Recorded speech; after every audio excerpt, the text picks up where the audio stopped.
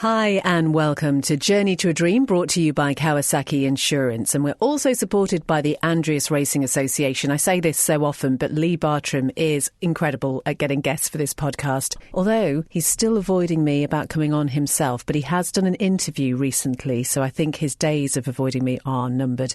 I digress. We're talking to MGP newcomers at the moment because we're not too far away from Manx Grand Prix 2025. And today we're meeting somebody who's been racing since 2018. He came in with his family, and that included his young daughter, who's just 4 years old as well. You'll hear her in the background here. Let's meet him now. My name is Ste Sewell. I'm a maintenance engineer from Cumbria. I've been racing motorbikes for about 8 years now, sort of short circuit stuff, roads at Scarborough. And you're not obviously too far away from the Isle of Man. Have you been over here quite a lot previously? Yeah, I've been over a couple of times this year. We're only 45 minutes from Heysham, so it's not a bad trip at all, really. And you've been over here this weekend for the MGP newcomers. Let's just talk a little bit about that first of all. How have you found that whole process getting ready for MGP? Really good. The instructors have been absolutely brilliant. They change how you look at it, and it's just they make it so sort of manageable, break it down into little sections, and be a different game without them. Yeah, and I guess meeting everybody who's in the same boat as well, who've got the same sort of nerves and apprehension, it's quite helpful, isn't it? It is. I mean, there's a lot of stuff that you don't sort of think about, all the little pieces of information that you get from people. It's really valuable stuff. So take us back then, Steve. Where did this all start? Has this been a childhood dream? Was it a little bit later? You said you've only been racing for, about 8 years or so? About 8 years, yeah. No, to be honest with you, it was never a massive dream because I never ever thought I could do it. It's sort of a thing that's sort of grown naturally.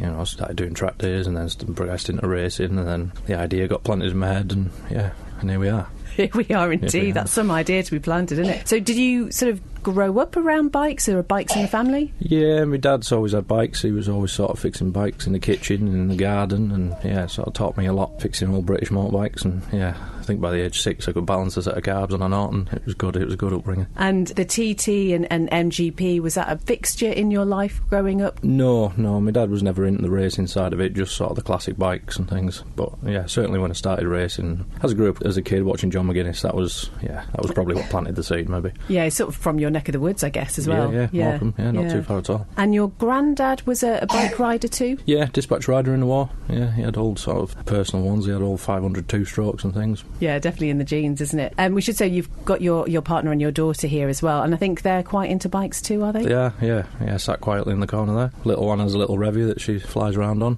Mrs has bikes as well, track bikes and off-road bikes, so it's a big family thing.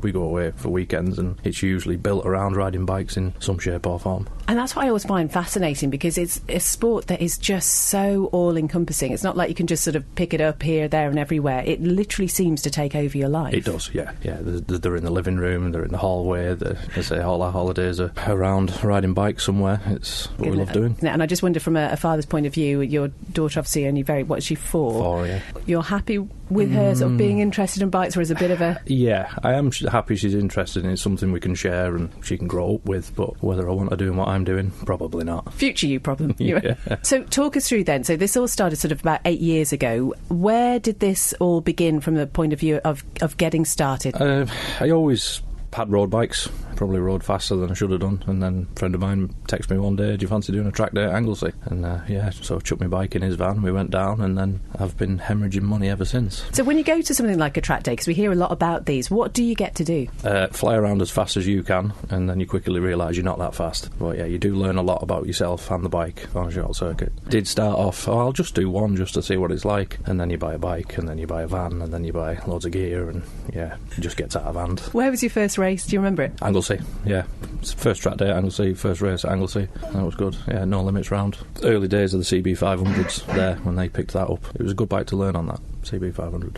And how are you yourself before you set out on an event? Do you get nervous? I do get nervous, but I think I sort of manage it in my own way quite well. Try to put it at the back of my mind and just try and focus on what I've got to do. So you had that first one at Anglesey and then thought, I quite like this. What was next? Oh, now you're testing me. I can't remember now. It might have been something like Croft, which was a lot different from Anglesey, because Croft's flat, it's an old airfield. Anglesey's quite undulating, up and down, hard on the brakes. So it was a bit of a shock going to a different circuit. And you said really growing up TT and MGP weren't really on the radar. When did you decide actually mountain course That's for me. A couple of years ago, when I first did Scarborough, that was just a test to see how I'd get on with it. I think my missus was hoping that I'd hate it, but unfortunately I didn't. I really liked it. It was just something completely different from riding on a short circuit. Not just the track, but the people on it as well. There's a lot more grace given. They're not sort of stuffing it up the inside of you, push you off circuit. There's a lot more respect on road racing, which I quite liked. There's always somebody wanting to bully you out of the way, and you've got to do a bit of that as well on a short circuit, but you've just got to give people the room at places like Scarborough and obviously here.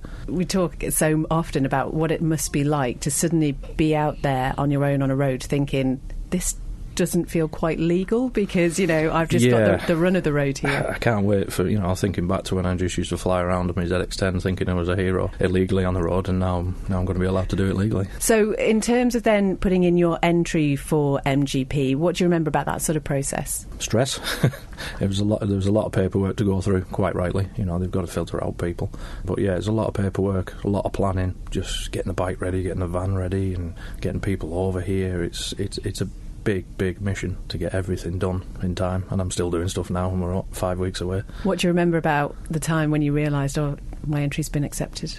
I was at work and I was just seeing it come up on the screen, and I'll be honest, I thought once I see that acceptance I can relax, because it was a whole load of stress trying to get to that stage.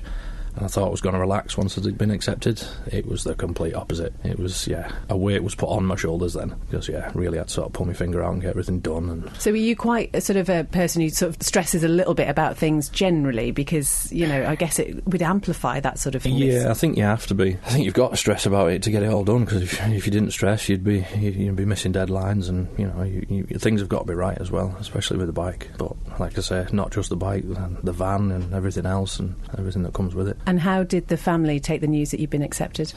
Mother wasn't happy.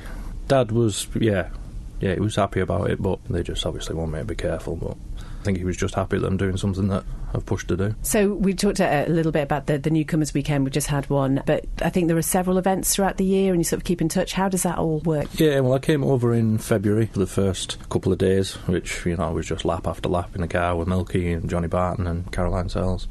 And then we come over again. They'll always give you the time out of their lives. You know, if you're coming over, just give them a quick ring. Can you do a few laps with me? The niceness of everybody over here is quite overwhelming. We met somebody on the beach the other day and got chatting to him, and within about 10-15 minutes she was offering us to come and stay, you know, if you ever need a hot shower. And that is lovely. And I think that just means that, especially because this is such a family experience, you have got a young daughter, you need those sort of connections. Yeah, we've met a lot of good people through racing. You know, a lot of lifelong friends. Yeah. Have you got an idea of how many laps of the course you've done so far in a van or on a bike? No, just lap after lap after lap. God knows how many I've done on a game. That's endless, day and night, but done quite a lot of laps in the car. Does it ever get boring? No. Uncomfortable, stuck in the back of a car with 5 blokes, it's hard work, but no, it doesn't get boring. There's always something that you didn't see before, and then you worry, you know, are you not seeing something else that you've missed? And there's always something to pick up on. So how does it work for you in terms of what you're trying to do on a lap then? Is it literally trying to memorise every corner? What are you trying to do? Milky sort of drums into you, always be thinking about what's coming up next. So if you're approaching a left-hander, you're not thinking about that left-hander, you're thinking about the 2 left-handers, right-handers in front of that, just to give you that, you know, you've got to open the course up. Yeah, it's a lot to learn, but I think a lot of it will sort of stick when I get to ride it. I've got a good idea of where I'm going, but I think a lot of it is going to be feel as well, you know, so that newcomer lap's going to be important. And I'm always fascinated by how many people talk about the game and how useful that is. It is. It doesn't show you the bumps and real undulations and the wind. The wind is a big factor. But never windy over here, Steve. No, not at all. But it teaches you the left and right. Not necessarily braking points and gears and things, because that's different to rider to bike, but it teaches you where you should be tipping in. It's a good tool, but it's not everything. Trying to do all of this, get everything ready, and I mean, you mentioned work. Are you still working as well? Yeah, still working, still 5 days a week. How does that all work from a point of view of ever having any downtime? I don't. I get home, I go in a workshop, I'm prepping the bike and etc, and then try to manage a bit of family time as well, and usually it's late nights in the garage, and coffee, lots of coffee. What is the day job? Maintenance engineer for renewables energy. So you've got like that sort of engineerial thing, and you sort of talk about being quite hands-on with the bike yourself. Yeah, I do all the work on my bike. I don't really have a mechanic or anything, so I build my own engines, I prep the bikes, and don't know whether I could do it any other way, if I'm honest. I mean, I'm sure it's nice when you have a big team, but I'd still want to be pulling the engine out and making sure everything's right, just for my own peace of mind. I think I've got to have seen every little bit to be happy with every little bit. You know, when you're sitting on the thing at 100 odd mile an hour, you want to be confident. And we all get things wrong. I've got things wrong, but if I made a mistake, I could live with that. But yeah, if somebody else did something wrong, I won't be too happy. How have you found the whole sponsorship side of things? Because obviously we know it costs so much money, and I know some people really struggle going out and asking for that sort of support. Difficult, yeah. It's not something I ever did, and it's only something I've done in the last year. And to be honest, it's other people that have pushed me to do it and organised it for me. I don't really like asking people for money to fund my hobby. The financial thing is my burden, but it's been overwhelming how many people have got on board with it and they've come to help. So who have you got with you? Part of my team is my boss. That's Gav. Got my mate Brad, Andy, and then my missus. That's my pit crew. But then there's a whole raft of other people that are coming over as well just to help out, and the countless people that have chucked a bit of money in here and there. Yeah, and there's a couple of big people that have helped me out as well. Mike Bibby at MBR Motorsport, he's been the guide on this. So the machine is still being worked on. What are you going to be riding? It's a 1992 Honda NC30, so it's an old V4 400. Yeah, I'm going to be racing it in the lightweight class. It's a bike that I've always liked. My missus has the same bike, so I'm pinching that as my spare. Part of the agreement is she gets me 600 for a while, but yeah. She's smiling there in the corner, it's all good. And, I mean, you mentioned the workshop, but I'm guessing there are rooms of the house which are also sort of taken over with a lot of bike paraphernalia. Built a couple in the living room, there's one in the hallway. Good job, I got a good missus. It really, really is. And over the next few weeks, I mean, you said, as we're talking, it is about 5 weeks or so to MGP, which just seems unreal, doesn't it? What are the next 5 weeks going to sort of look like for you? Probably quite chaotic and stressful, pulling my hair out. So I've got engines to build, got a couple of engines to build, I've got to get that back in the bike. I'll be testing that at Cadwell at the end of the month. A few problems on the van, and then there's all the other little bits and pieces that will no doubt forget something, but we'll make it. Have you got experience of doing sort of the pit stops? I mean, you mentioned sort of Scarborough, but they don't do them, do they? No, it's not something I've ever done, but I've picked lots of people's brains about it, watched lots of videos, and then I think Milky does run through, or Johnny Barton does run through it on the weekend once we're all there. And that's quite a small aspect of it, you know. You're organising a lot more stuff than just the pit stop. That's just one small thing, but it's crucial. I always think it must be so hard when you've been going so quickly and you have to slow down so much to come in. Your brain must be going at 100 miles an hour still and trying to work out where you're supposed to be. And so I guess it's just going to be how to manage that side of things. Yeah, that's certainly going to be a learning curve. Slowing down for the really slow stuff after being at 100 odd mile an hour. I don't know what that's going to be like. You don't really get it on a short circuit. You don't really hold it flat out for that long, so it's going to be a learning curve, certainly. And you got all helmet and leathers all sorted? Yeah, we've thrown a lot of money at that job as well. Expensive helmets, and you know, they've got to be up to regs and air suits and whatnot, and then you've got to have spares, and yeah, there's a lot of kit that goes with it. That's really interesting, actually, because I'd never sort of thought about the spare side of things, but you know, you talk about building engines. You have to be prepared for any eventuality. Yeah, I'll actually be taking 3 engines, so I'll have a few spares. But yeah, spare leathers, spare gloves. You know, if you have a little slide off and you haul a set of gloves, you got to have them there. It's the worry of not having stuff. I think that's one of the biggest stresses. You know, if you break a footrest or something, so you got to have a spare set of them. There's a lot of things to break, but a lot of things that can go very, very well. Hopefully, yeah. We've got to plan for the best. Yeah, absolutely. And are you going to be staying in the paddock? Yeah, we'll be staying in Nobles. We were there this weekend, so yeah, we'll be there for 2 weeks in the back of a Sprinter van. Takes us to all the best places, yeah. And that's it, isn't it? I think there's a real camaraderie, isn't there, about the paddock life, particularly I think when you've got a small child as well, because they all sort of like muck in together, and I think there's some real special memories that are created. There is. For the past 2 or 3 years we've been going to Scarborough, and we have our own like little paddock on the side where she has her friends, and we have to go where all her friends are, so she has somebody to play with. And yeah, I say we've made a lot of friends throughout the years as well. It is a big family thing, and I don't think I'd like to do it if it wasn't a family thing. You know, if it was just me going and leaving them 2 at home, it just wouldn't be the same. And how do you get yourself race ready? Are you a sort of person who listens to music? Do you like to be on your own? How does that go? Yeah, it depends. Depends on the day, depends on the weekend, but no, usually I'm sort of peace and quiet. But I've tried the angry music to get myself sort of hyped up, and I ride too angry and then you make mistakes. Where I like to go out really relaxed and not really think about it. I know it sounds a bit silly, but yeah, if you just go out with a nice relaxed mindset, just focus on what you got to do. The other thing, I suppose, which is going to be different for you this time is how long you're out there, and then sort of managing the nutrition side of things and what to eat and when and all of that. Yeah, that's something I'm not very good at. I'm not a gym bunny, and I haven't got time to be going to the gym. I've got too much stuff to do, but I try and eat right. But Guinness and pies and pizza is just too tempting, isn't it? Usually on a race day, I don't eat anything. I'll have a banana at most. That's it. Yeah, I don't like riding on a full stomach or anything like that. You see people stuffing burgers in the face, but no, can't do that. Save it for afterwards. Yeah. And when it comes to your own expectations of yourself this year in particular, obviously it is your first time, and a lot of it is surely just about seeing if you like it first of all, and just sort of finding out how it all works. But have you got any expectations of yourself? Yeah, I mean, I have been sort of stressing that I'm not going to make the cut, I'm not going to qualify. Yeah, I think it's just a natural thing as racing motorbikes. You're always watching the clock, watching your times, but I just need to finish, that's all. First year, it's a learning thing, it's a learning thing for 3-5 years, but my goal is just to finish, that's all. Just enjoy it. And I guess nothing really can prepare you for that first time out in that speed-controlled lap as a newcomer with have you got your orange vest ready? I haven't, no, that's something else I need to do as well. Add that to the list. Yeah. But, can you really get any sense of what that is going to be like as you set off down Bray Hill? No, all of the onboard videos in the world and the game and driving around in a caravan, I don't think anything is going to compare to actually just whacking the throttle up and being at 100 odd mile an hour down Bray Hill. Are you going to have any pit boards around there? No, I'd be better off with egg timers, I think. But no, there'll be no pit boards or anything like that. It's just going to try and keep it fairly relaxed. Somebody said to me, just a fast day out on the road with your mates, just ride round, enjoy it, soak it all in. And I want everybody else to have a good time, my pit crew and family and friends. It's a holiday. That's what I'm treating it like. We got your partner and your daughter here. Just introduce them for us. This is Lily May. She's 4 years old. And this is my good lady, Samantha. Hi. Hello, Samantha. Right, so we're hearing that you are incredibly patient. You've got bikes all over your house. Fortunately, you're into bikes yourself. Where did your interest in bikes come from? I've always kind of wanted a bike. My mum and dad weren't keen on the idea, and then I met Steve when I was 20, and he just had bikes, so it was very quickly before my 21st birthday I'd got my own, and then it just kind of escalates from there really. You get one and then you get another one and then you get a few more.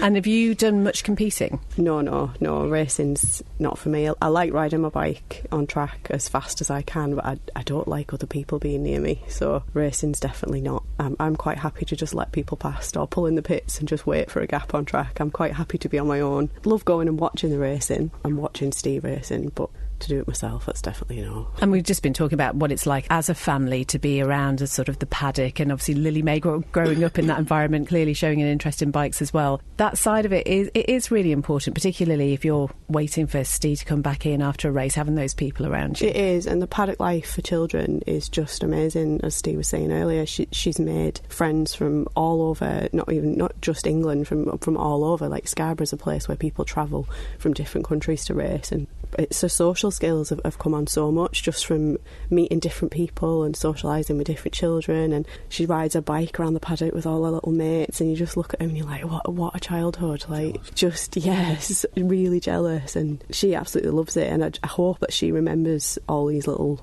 holidays and breaks away like we do. Yeah, she's quite happy just living in the back of a van and riding a little electric bike around the paddocks. Tell me about your bike. What kind of bike? What colour is it? Pink. Pink. Amazing. And where do you like riding your bike? Everywhere. And do you want to be a bike rider when you're older? Yeah. No. Look, Mummy and Daddy are shaking their heads there, but that's not going to matter, is it? Hey? You like watching motorbike racing? Yeah. And you had a good time on the Isle of Man over this weekend. It's been so hot, hasn't it? And where did you go? Beach. Went for a swim in the sea, didn't you? Yeah, we went to Laxey Beach. That was nice, wasn't it? And no seaweeding.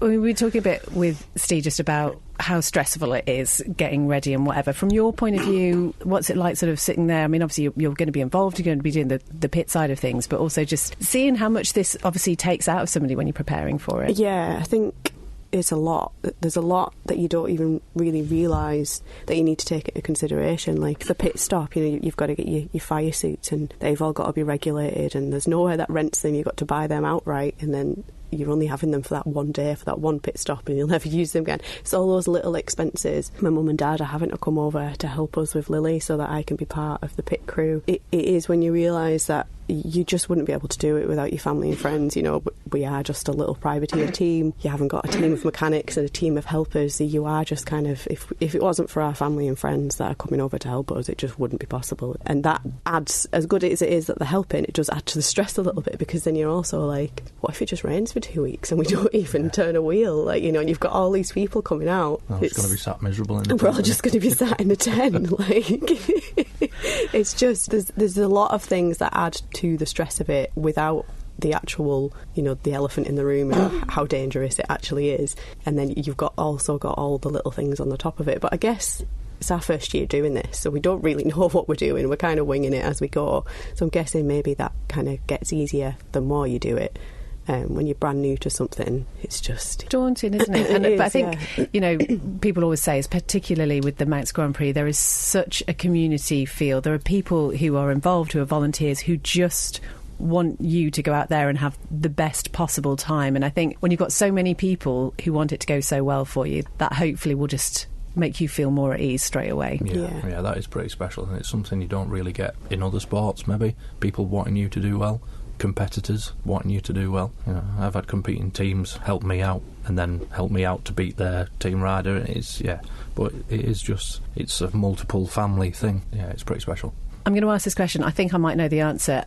In terms of sort of keeping up to date on social media and pushing yourself out that way, it obviously is quite an important part of things these days. Is that something you're very keen on? No, not really. I mean, I have Facebook and Instagram, and it's not something, the race report thing and all that.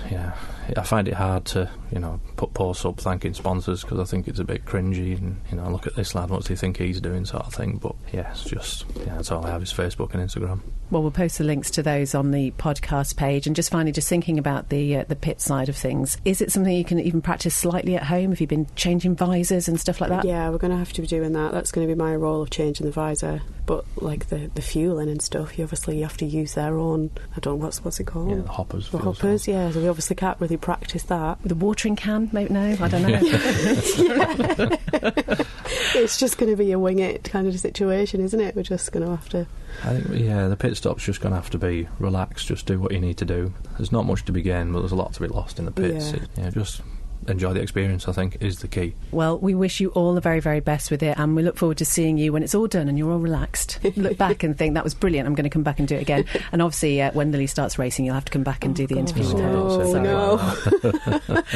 Thank you so much. Thank you. Yeah, thank you. Brilliant to talk to Ste, Samantha and little Lily as well. She's just absolutely adorable. We wish them all the very best for MGP 2025 and have everything crossed that the next few weeks will be as smooth as possible. As ever, we'll put the links to their social media on the podcast page, so do check them out. Journey to a Dream is brought to you by Kawasaki Insurance, and you can find out more about them by visiting their website. It's kawasaki-insurance.co.uk. We'll also put the link on the podcast page to the Andreas Racing Association. And if you'd like to get in touch, I'd love to hear from you. It's bethespy@manxradio.com. Until next time, take care. Bye-bye.